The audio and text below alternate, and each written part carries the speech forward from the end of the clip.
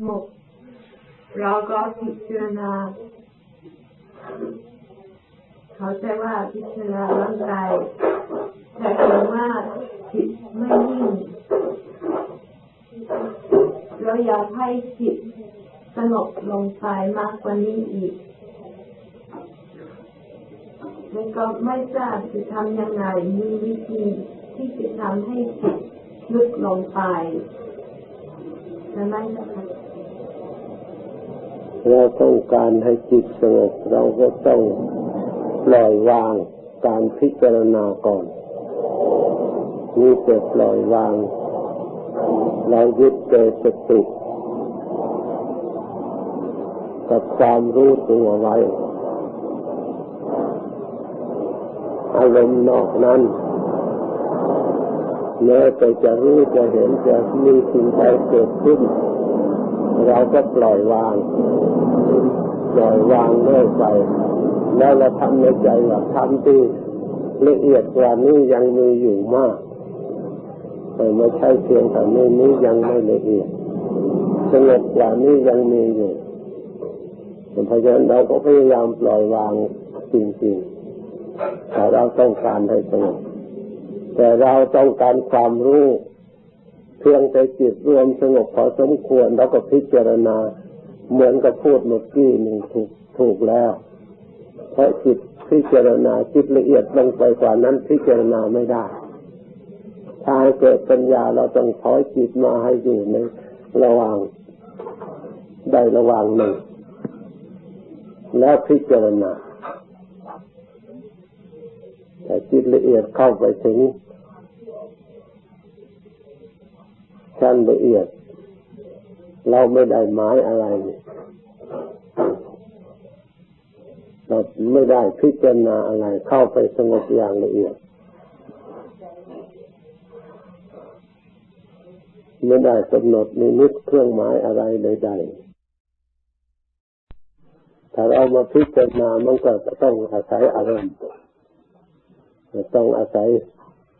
ความหมายนิมิตอย่างใดอย่างหนึ่งแล้วก็พิจารณาเพื่อให้เป็นธรรมให้รู้ธรรมเห็นธรรมเพราะฉะนั้นเราอย่าไปตั้งหมายไว้ว่าเราจะต้องเราดูไปในปัจจุบันเรื่อยๆอะไรปรากฏขึ้นปัจจุบันเราก็รู้อยู่ถ้าจิตยังไม่ละเอียดก็รู้อยู่ว่ายังไม่ละเอียดเราก็พยายามสำเนียกในปัจจุบันนั่นแหละปล่อยวางให้ละเอียดตามระดับในปัจจุบันนั่นเอง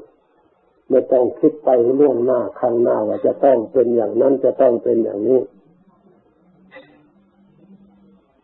จะต้องให้จิตเป็นอย่างนั้นจะต้องให้จิตเป็นอย่างนี้แล้วไปหาการที่เราตั้งไว้อันนั้นไม่ได้ถ้าเราตั้งไว้ผิดก็ได้ไม่เพียงแต่สัญญาที่เราตั้งล่วงหน้าไม่ใช่ของจริงเพียงสัญญาอดีตสัญญาอนาคตข้างหน้าแต่ส่วนปัจจุบันนั่นเป็นสิ่งที่เป็นของจริงของแท้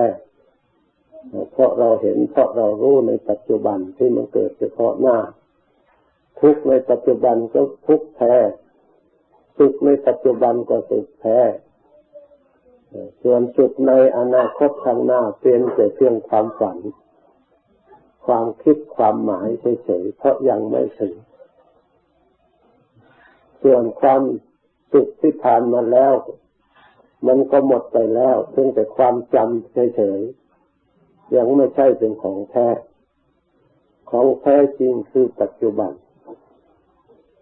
ธรรมที่แท้จริงคือธรรมปัจจุบันอริยสัจสี่คืออริยสัจในปัจจุบันทุกข์ในปัจจุบันตัณหาในปัจจุบันที่จะมันสร้างขึ้นมาเพราะฉะนั้นเราต้องอยู่ในปัจจุบันโดยเฉพาะจะหยาบละเอียดจะประณีตเท่าไรเราก็ทำให้อยู่โดยเฉพาะให้จิตใจได้ดื่มด่ำความสงบเรายินดีในความสงบเมื่อเรายินดีในความสงบแล้วสิ่งใดที่จะมาก่อกวนไม่ให้สงบเราพยายามละ การทำใดๆที่เป็นเหตุให้กระเทือนใจเราก็ต้องละการพูดใดๆซึ่งเป็นเหตุให้กระทบกระเทือนใจเราก็ต้องละสิ่งใดที่เป็นเหตุให้เกิดสติเกิดปัญญาเราควรทำให้เกิดสมาธิเกิดความสงบเราควรทำเพราะเป็นมรรคเป็นหนทางที่เราจะต้องทำเหมือนกับการสำรวมเราควรทำเพราะเมื่อเราสำรวมเรามีสติถ้าเราไม่สำรวมเราก็ไม่มีสติความรู้ตัวเราควรทำเพราะถ้าเราไม่รู้ตัวเราก็ไม่รู้ว่าเรามีสติหรือไม่มีสติเราไม่มีปัญญาหรือไม่มีปัญญาเราก็ไม่รู้เพราะฉะนั้นความสำรวมกับความรู้ตัวเรียกว่าสัมปชัญญะคือความรู้ตัวมีความรู้ตัวมีสติมีสมาธิมีปัญญา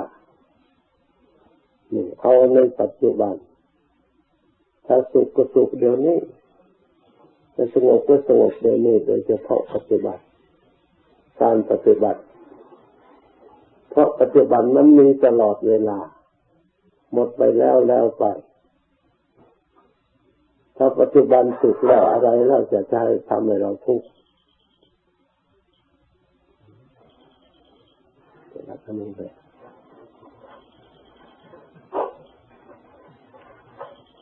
เพราะฉะนั้นควรพยายามละเอียดนั้นอยู่กับเราปล่อยอารมณ์ละอารมณ์ได้ถ้าอารมณ์หยาบยังมีอยู่ในจิตใจมันก็ละเอียดลึกไปไม่ได้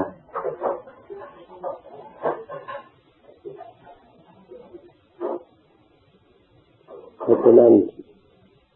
เราทำความชื่อว่าความเพียรทั้งวันสมาธิทั้งวันก็คือมีสติทั้งวันนั่นเองสติที่เราตามจิตอยู่ตลอดเวลานั่นเองมีความรู้ตัวตลอดเวลานั่นเองส่วนอิริยาบถนั้นมันก็เปลี่ยนแปลงได้ส่วนสติกับความรู้ตัวให้ติดต่อเนื่องกันเพราะสติกับ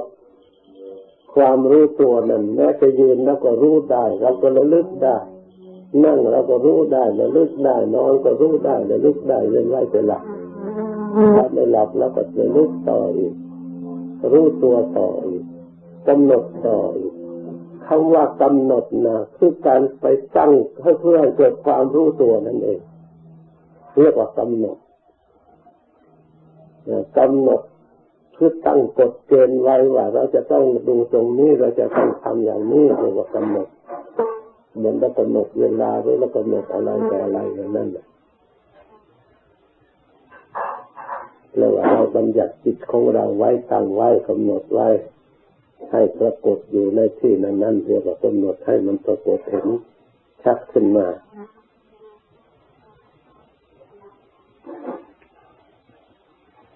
ตั้งกฎใจตัวเองตั้งในจิตของเราเอง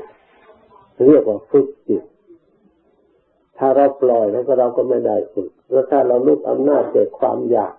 อารมณ์ต่างๆเราก็ไม่ได้ฝึกจิตคำว่าฝึกนั้นต้องมีแบบ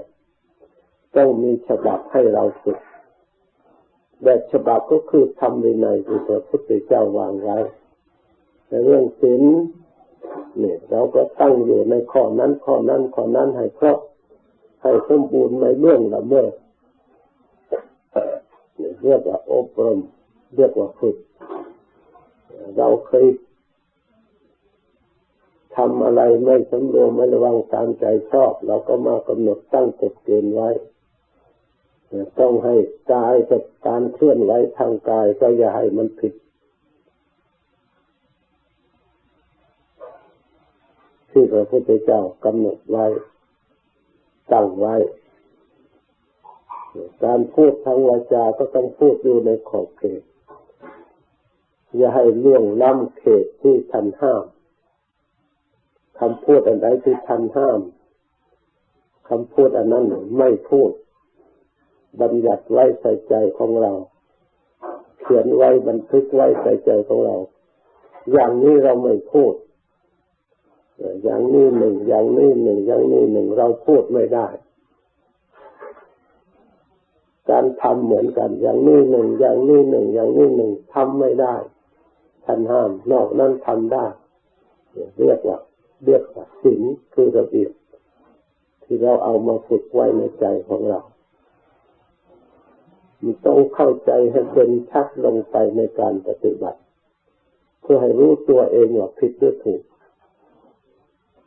บางทีเราไม่รู้ไม่ชัดแต่ทำไปผิดบ้างถูกบ้างคนอื่นเขาเห็นเขาว่าผิดแต่ตัวเองสำคัญว่าตัวเองถูกผู้อื่นเขาเห็นเขาดูตามธรรมตามวินัยท่านว่าไม่ดีแต่เราสำคัญว่าดี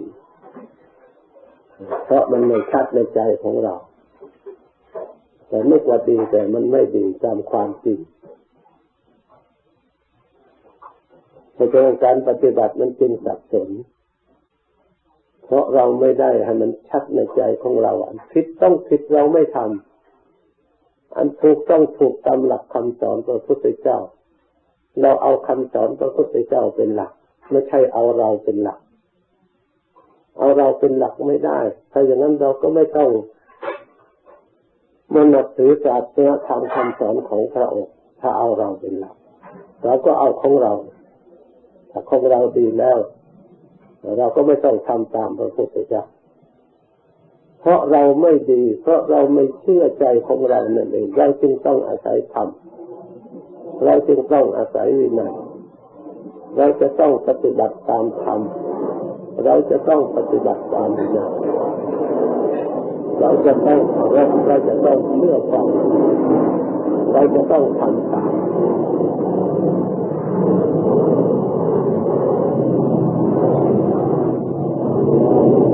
เราต้องสอนตัวเราอีก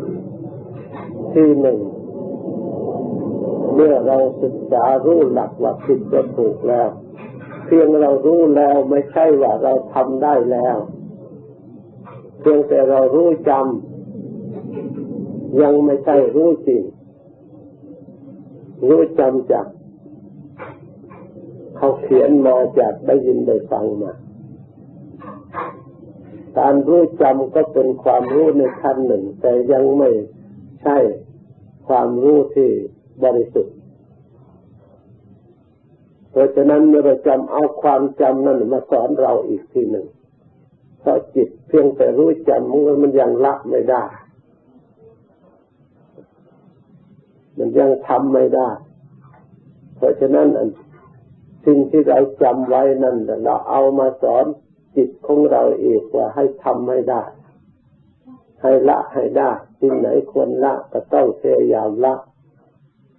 สิ่งไหนที่เราจำไว้จากท่านสอนว่าอันนี้ควรทำเราต้องทำ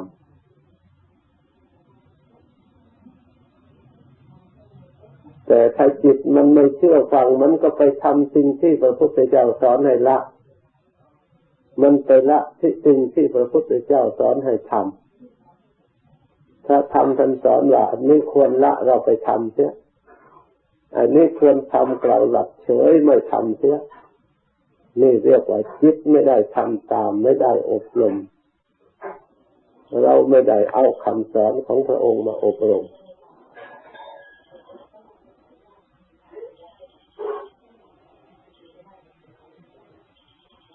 ไม่ต้องอะไรหรอกไม่ต้องไปหาที่อื่นมันมีหมดแล้วในใจของเราเราจะดูประเภทไหนเราก็ดูได้ในใจของเรานี่ส่วนหยาบเราก็ดูได้ส่วนทุกข์เป็นส่วนหยาบส่วนสกปรกส่วนไม่สะอาดต่างๆที่มีอยู่ในรูปในร่างกายของเรามันมีไม่เที่ยงมันเปลี่ยนแปลงมาตามลำดับแล้วก็เปลี่ยนแปลงไปอีกตามลำดับเราก็ดูได้ในกายของเราในส่วนทุกข์ตรงไหนไม่เจ็บตรงไหนไม่ปวดในส่วนร่างกายของเราเอาเข็มแทงดูที่ตรงไหนไม่เจ็บไม่ปวดตรงไหนไม่ค้ำค่าไม่ทรุดโทรมตรงไหนที่มันเป็นเศษสารไม่ขาดมันอยู่ได้เพราะ สัมภาระคุมกันยึดกันไว้เฉยๆถ้าอย่างนี้สิ่งเหล่านี้ยึดกันไว้แล้วมันก็กลับกระจายไปเหมือนกับท่อนฟืนที่ก็ตัดทิ้งไว้อย่างนั้นร่างกายของคนเรานี่อะไรในส่วนรูปเมื่อเราแยกอยู่อย่างนี้ความหลงตรงไหนล่ะยินดีตรงไหนล่ะเมื่อมันก็จัดกระจายอยู่อย่างนั้นความสำคัญตรงไหนความหมายตรงไหนส่วนนั่นก็ท่อนหนึ่งส่วนนี้ก็ท่อนหนึ่งส่วนนั้นก็ท่อนหนึ่งหลุดออกจากกันไปแล้วมันจะมีสุขมีทุกข์มีดีมีชั่วตรงไหน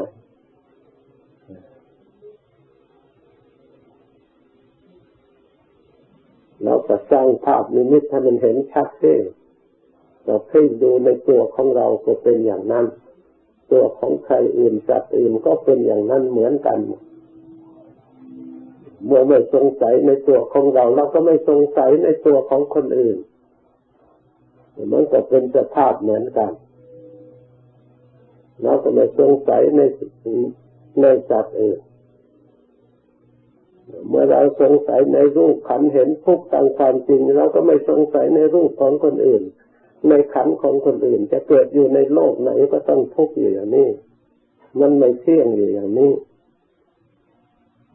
ขยายเขตกว้างเท่าไรมันก็เป็นสภาพเหมือนกันหมดเกิดมากี่ภพกี่ชาติกี่ร้อยชาติอสงไขยชาติมันก็ไปอยู่อย่างนี้แหละ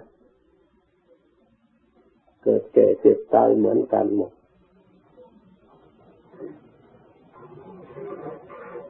ชาติไหนที่ไม่มีเป็นสภาพอยู่อย่างนี้เพราะฉะนั้นในปฏิบัติเรื่องติดต่อเนื่องกันอย่าให้มันทุกข์อย่าให้มันอยู่ในกองทุกข์ทุกข์มันมีอยู่จริงเพราะมันมีขันธ์มีวิบากแต่ทุกข์กับรู้มันเป็นคนละอันเราต้องแยกเพียงแต่แยกทำความเข้าใจในส่วนทุกข์ก็ต้องยอมให้มันทุกข์บ้างส่วนเหมือนกับไฟมันร้อนเราก็ยอมรับว่ามันร้อนเราก็หลีกไม่แตะต้องแต่เมื่อเราต้องการใช้แต่ใช้ให้ถูกต้องให้เหมาะสมมันก็มีประโยชน์แต่เราท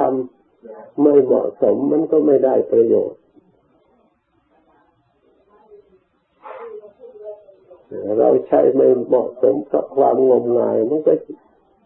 ย่อมเสียหายเวลาพูดใช้ไม่เป็น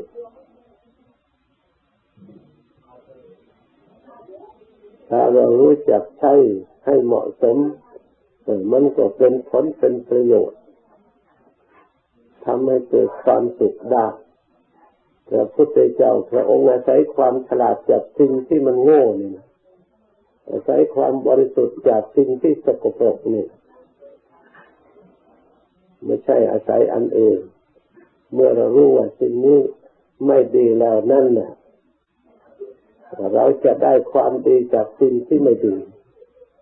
เราจะได้หลีกเลี่ยงเราจะได้เว้นเราเนี่ยนะมันดีสิ่งที่ไม่ดีมันก็อยู่อย่างนั้น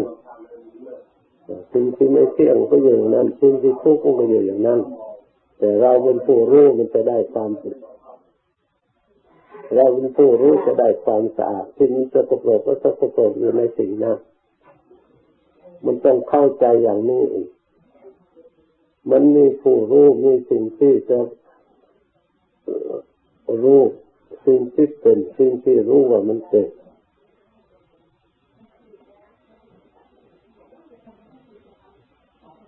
เข้าใจไหม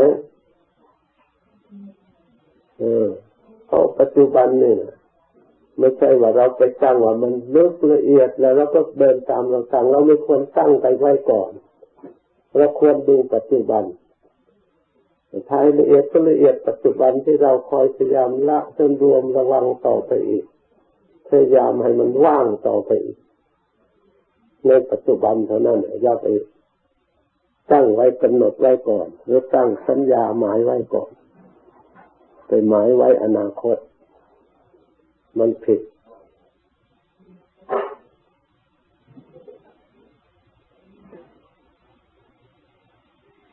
สิ่งที่เราไม่เคยเห็นสิ่งที่เราไม่เคยถึงเราไปคิดไว้ล่วงหน้าว่าคงจะเป็นอย่างนั้นอย่างนี้เวลาไปถึงจริงๆมันไม่เป็นอย่างนั้นเองจิตมันชอบไปปรุงไปใจล่วงหน้าพอได้ยินเขาว่าแต่สิ่งนั้นอยู่ที่นั่นที่นั่นมักจะวาดภาพไว้ก่อนพอไปถึงแล้วมันไม่เป็นจริงว่าบางทีมันก็เป็นเหมือนบ้างไม่เหมือนบ้างมันไม่แน่นอนทีนี้เรื่องทำเป็นเรื่องละเอียดถ้าเราไปวาดไว้ก่อนอาจจะผิดเพราะรายการเดินไปถึงมันไม่ใช่จะเดินเห็นได้เหมือนว่าตาเราเห็นต้องอาศัยสติอาศัยปัญญาแต่สติปัญญาไม่ดีมันก็หลอกเราได้ให้เราผิดได้ทำไม่บริสุทธิ์มันผิดได้ง่ายเพราะฉะนั้นพยายามเอาปัจจุบันนี่แหละทุกปัจจุบันไม่ต้องคิดอดีตอนาคตมาก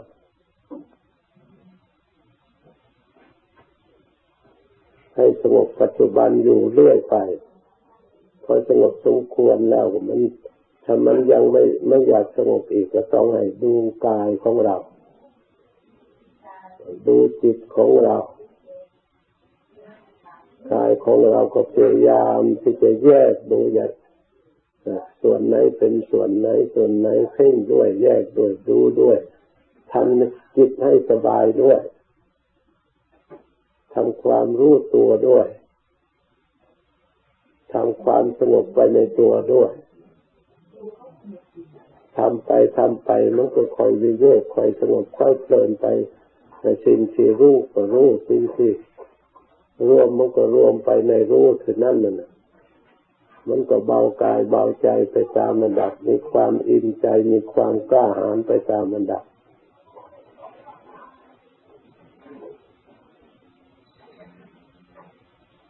เข้าใจไหมตั้งใจทำให้ได้อุตส่าห์จากบ้านจากช่องมาไกลแสนไกลมาอยู่ก็ต้องพยายามตั้งอกตั้งใจทำจริงๆละพ่อละแม่มาสิ่งไหนควรละมันละจริงๆให้มีความสัตย์ให้มีความจริงเราต้องเชื่อฟังหลักธรรมวินัยที่ท่านวางไว้คือธรรมวินัยเป็นหลักการตัดสินการปฏิบัติทุกครั้งไปอย่าเอาใจของเราเองชอบไม่ชอบอย่าไปเชื่อใจของเราเองต้องเชื่อหลักธรรมวินัยครับธรรมวินัยท่านว่าอย่างนี้ถึงแม้ว่าใจเราไม่ชอบท่านให้ทำวินัยว่าควรทำเราต้องทำถ้าท่านกล่าวไว้ให้เราละถึงแม้ว่าเราชอบเราก็ต้องละเราจะไม่เอาทางชอบทางใจของเราเราเอาทางธรรมเราต้องพยายามละเรียกว่าสุปฏิปันโนผู้ปฏิบัติดีเพราะคำว่าดีนั่น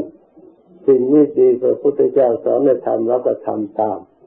เราก็รู้ว่าเราปฏิบัติดีในส่วนที่ดีสิ่งไหนที่ไม่ดี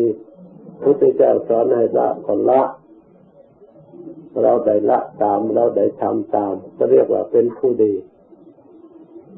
เป็นสวากขาโตพระธรรมที่พระพุทธเจ้ากล่าวดีแล้วเมื่อท่านกล่าวว่าให้ละเราก็ละกล่าวว่าให้ทำเราก็ทำเมื่อเราทำตามอย่างนี้แล้วความดีนั้นก็ปรากฏขึ้นในกายในใจในกายวาจาใจของเราพอเราละได้เราทำได้เป็นสุปฏิปันโนปฏิบัติทำให้ปรากฏขึ้นมาไม่ต้องติเตียนตัวเองเดือดร้อนตัวเองไม่ต้องคำว่าทำไม่ได้ไม่ให้มันว่าต้องทำได้พระพุทธเจ้าสอนให้เราทำได้ไม่ใช่สอนธรรมะที่สิ่งที่เราทำไม่ได้เมื่อคนอื่นเขาทำได้ ทำไมเราถึงทำไม่ได้เมื่อคนอื่นเขาละได้ทำไมเราถึงละไม่ได้ถ้าเราละไม่ได้ทำไม่ได้แปลว่าเราก็ต้องเป็นผู้ที่ไม่ได้ตั้งใจที่จะฝึกอย่างจริงจังไม่ได้เชื่ออย่างจริงจังไม่ได้เคารพอย่างจริงจังในธรรมคำสอนของพระพุทธเจ้าถ้าเคารพอย่างจริงจังเขาต้องทำได้เมื่อผู้อื่นเขาทำได้เมื่อผู้อื่นเขาละได้ผู้อื่นเขาทำให้บริสุทธิ์ให้เกิดความสงบได้เมื่อเราทำไม่ได้ตามที่พระพุทธเจ้าให้ทำเราละไม่ได้ตามที่พระพุทธเจ้าให้ละควรที่สงบเราก็ไม่สงบควรจะมีปัญญาเราก็ไม่มีปัญญาเพราะเราทำไม่ได้เราละไม่ได้ถ้าเราทำได้แล้วปัญญาที่ยังไม่เกิดก็ย่อมเกิดความสงบไม่มีก็ย่อมมีความสุขก็ย่อมปรากฏขึ้นในใจของเราทำให้เรามีศรัทธายิ่งขึ้นไปนี่ปฏิบัติเขาก็ต้องสอนตัวเองอย่างนั้นอยู่ตลอดเวลาต้องมีธรรมะอยู่ประจำใจของเราอยู่ประจำตัวของเราอยู่ตลอดเวลาเป็นเครื่องตัดสิน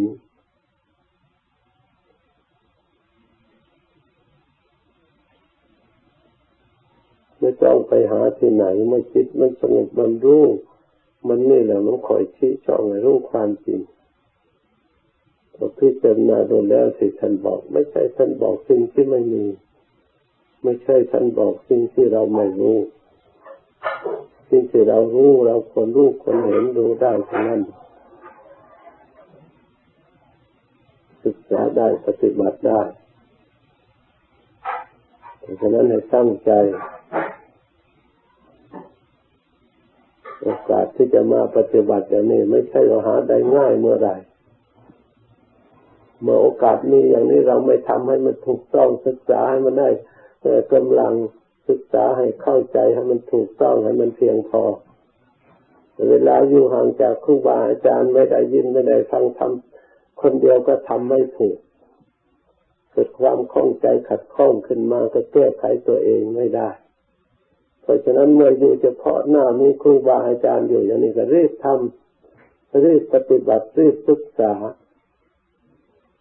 เพื่อเกิดความรู้ความฉลาดความสามารถในการปฏิบัติฝึกหัดตัวของเราเอง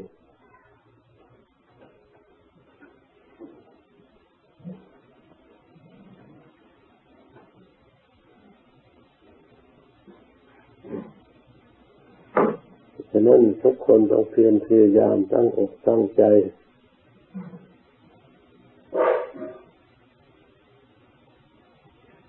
ความฉลาดการในการปฏิบัติความฉลาดในการรักษาความสงบภายนอกก็เป็นสิ่งสำคัญเหมือนกัน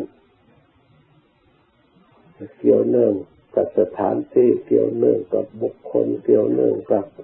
การงานเราต้องฉลาดต้องดูต้องรู้ที่มีเรื่องมีปัญหาเพราะเหตุใดเราต้องแก้ตัวเราเองให้เข้ากับเหตุการณ์เพื่อไม่ให้มีปัญหาจากภายนอกมันก็กระทบกระเทือนเข้าสู่ภายในเพราะฉะนั้นทำที่ว่าอัจฉตังวาปหิทังวาภายนอกก็ดีภายในก็ดีเราต้องฉลาดต้องรอบรู้ต้องจัดให้มันเหมาะสมกลมกลืนกันเพื่อให้เกิดความสะดวกเกิดความสงบเกิดความดีความเรียบร้อยทั้งภายนอกและภายในอย่าสร้างความกระทบกระเทือนอย่าสร้างความมัวหมองอย่าสร้างความหนักใจหนักอกหนักใจ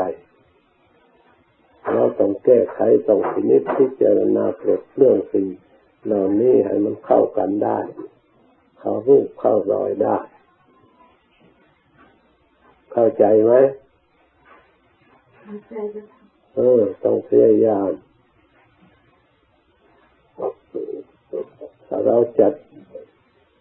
ข้อรูปข้อรอยไม่ว่าสิ่งใดมันก็ดีมันก็ข้อรูปข้อรอยมันก็มีประโยชน์มีค่ามีราคา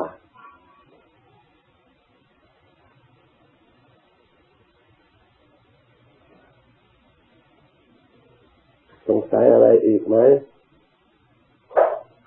มีนะคะที่ว่าเคยเวลาพิจารณาร่างกายเราก็ใช้ได้เด็ดความคิดในใจแล้วก็ทำถ้าเราจะพิจารณาส่วนไหนส่วนหนึ่งทีแรกเราก็ถามตัวเอง